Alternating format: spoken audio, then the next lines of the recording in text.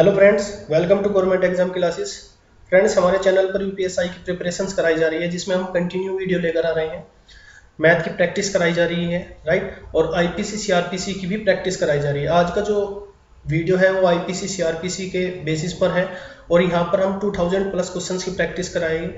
ये किसी भी चैनल पर 2000 प्लस 2000 प्लस क्वेश्चन की प्रैक्टिस नहीं कराई जा रही है, तो यहाँ पर 2000 प्लस क्वेश्चन की प्रैक्टिस कराई जाएगी। यदि आपने ये कर लिए तो यूपीएसआई के एग्जाम में कोई भी क्वेश्चन आपसे नहीं बचेगा।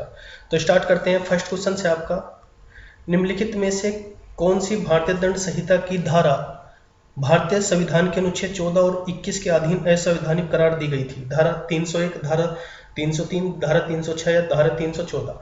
तो फ्रेंड्स, इसका जो आंसर है वो है धारा 303। धारा 303 इसका आंसर होगा, क्योंकि धारा 303 में एक केस है जो आपको याद रखना है। केस है मिट्ठू सिंह, ये पंजाब राज्य के साथ था इसका केस। इसमें क्या था, इस केस में, ये केस भी आपको ध्यान रखना क्योंकि केसेस भी एग्जाम में पूछे जाते हैं। इस केसेस में क्या था कि 14 जो है समानता के अधिकार और 21 होता है स्वतंत्रता के लिए जो अनुच्छेद होता है, ठीक है। तो इन दोनों का उल्लंघन कर रहा था ये जो आईपीसी की धारा 303 है, इसलिए इसे असंवैधानिक करार दे दिया गया था मिट्ठू सिंह बनाम पंजाब राज्य के केस में, राइट। तो ये केस भी आपको ध्यान रखना है, ठीक है, और ये धारा भी आपको ध्यान रखनी है, और यह तो आपको संविधान में पता ही होगा। आगे बढ़ते हैं। नेक्स्ट क्वेश्चन से, भारतीय दंड संहिता की किस धारा में दंगा परिभाषित किया गया है? धारा 159, धारा 160, धारा 161 या धारा 148? तो फ्रेंड्स, इसका जो आंसर है वो है धारा 159।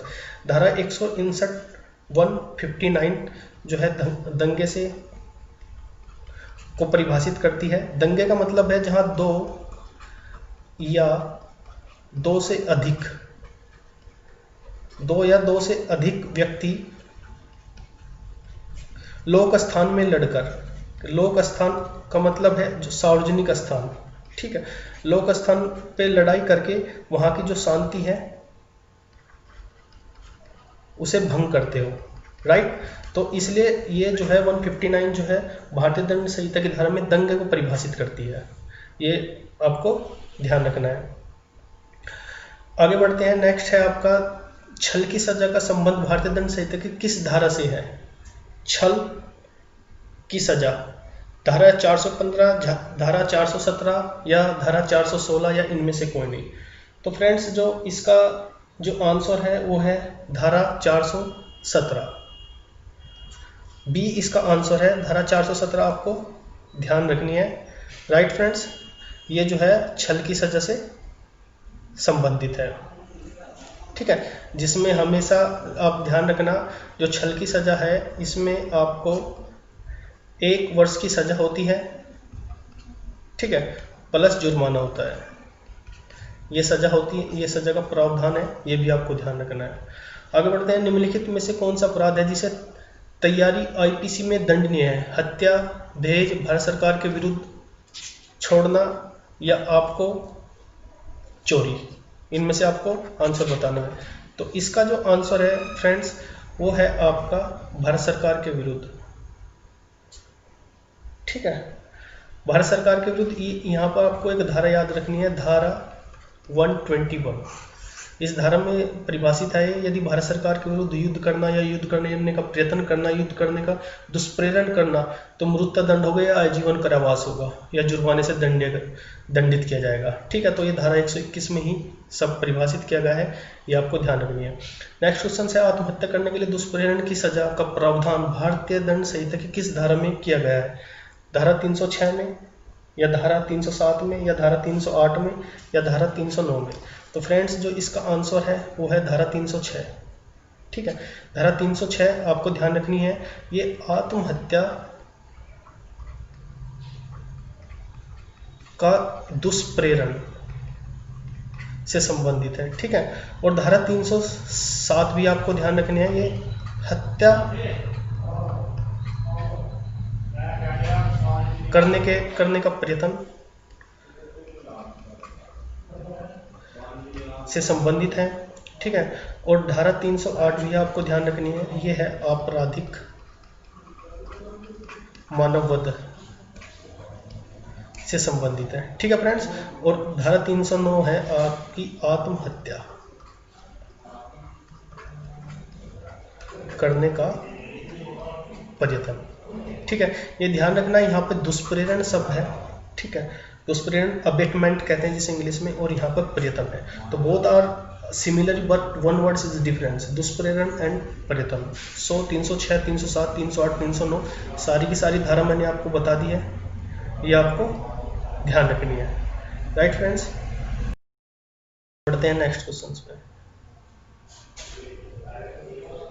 नेक्स्ट क्वेश्चन है, भारतीय दंड संहिता में प्रतिरक्षक के अधिकार पर निर्वधन वर्णित है धारा 96 में, धारा 98 में, धारा 99 या धारा 106। तो फ्रेंड्स इसका जो आंसर है वो है धारा 99। धारा 99 आपको ध्यान रखनी है, जो दंड संहिता में प्रतिरक्षक के अधिकार से रिलेटेड है। ठीक है, आगे बढ़ते हैं। नेक्स्ट क्वेश्चन है आपका, निम्नलिखित में से कौन सा एक अपराध के लिए संपत्ति की प्राइवेट प्रतिरक्षा के अधिकार का विस्तार स्वेच्छा से मृत्यु कारित करने तक है? चोरी, आपराधिक अत्याचार, लूट या आपराधिक दुर्विनियोग। तो फ्रेंड्स इसका जो आंसर है वो है आपका सी, लूट। फ्रेंड्स जो भी क्वेश्चंस मैं यहाँ पर बता रहा हूँ वो अभी तक जो मैंने बताए हैं वो सब यूपीएससी में आए हुए हैं। ठीक है, 2011 में आए हुए क्वेश्चन है, कुछ 2016 में आए हुए क्वेश्चन है। आगे बढ़ते हैं, भारतीय दंड संहिता की किस धारा के अंतर्गत षड्यंत्र द्वारा दुष्प्रेरण का प्रावधान है? धारा 107(1) या धारा 108 या धारा 107(2) या धारा 107(3)।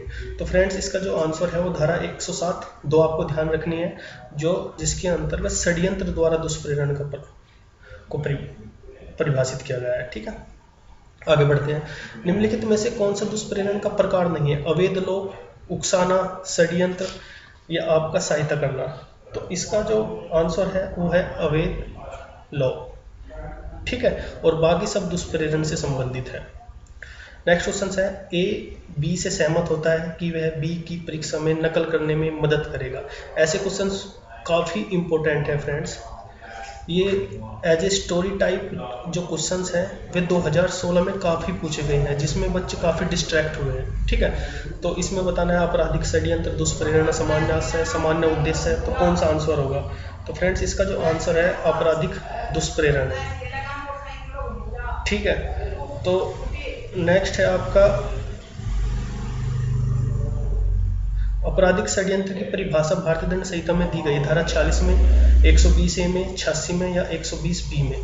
तो फ्रेंड्स इसका जो आंसर है वो है आपका 120(a). 120(a) में जो है आपराधिक षड्यंत्र की परिभाषा को परिभाषित किया गया है। ठीक है, ये मैंने जो पहली वीडियो बनाई थी उसमें भी मैंने बताया था, धारा 120(a) और धारा 120(a) और 120(b) दोनों आपको ध्यान रखनी है। ये आपराधिक षड्यंत्र से संबंधित है।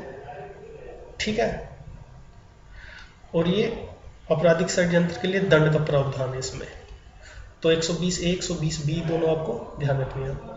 आगे बढ़ते हैं, दंड प्रक्रिया संहिता की किस धारा में आर्म्ड फोर्सेस के सदस्यों को गिरफ्तारी से संरक्षण का प्रावधान किया गया है? धारा 41, 45 या 46 या 50। तो फ्रेंड्स इसका जो आंसर है वो है आपका 45 में ये प्रावधान किया गया है। नेक्स्ट क्वेश्चन है आपका, दंड प्रक्रिया संहिता की किस धारा में संज्ञेय अपराधों के किए जाने से रोकने के लिए गिरफ्तारी का अधिकार पुलिस को प्रदत्त है? धारा 151, धारा 161, धारा 165 या धारा 197। तो फ्रेंड्स इसका जो आंसर है वो है धारा 151। धारा 151 आपको ध्यान रखनी है। ठीक है, तो ये काफ़ी इम्पोर्टेंट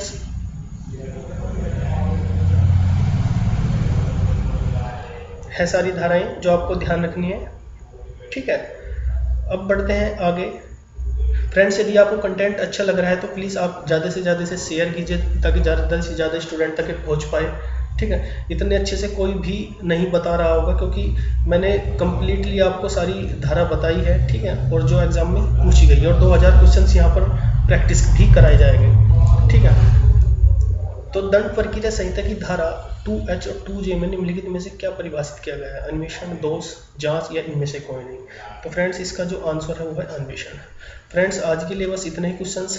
आने वाली वीडियो के लिए यदि आप चाहते हो कि आपको वीडियो मिले तो आप इस चैनल को सब्सक्राइब कर लीजिए ताकि जो वीडियो का नोटिफिकेशन है वो आपको मिल जाए।